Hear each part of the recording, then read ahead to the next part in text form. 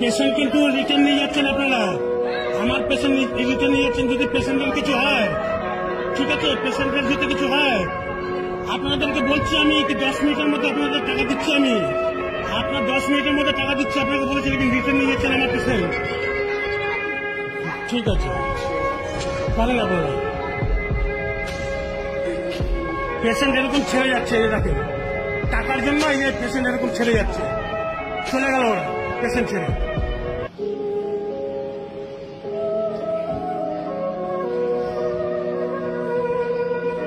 দেখছেন তো 500 বেডের অবস্থা।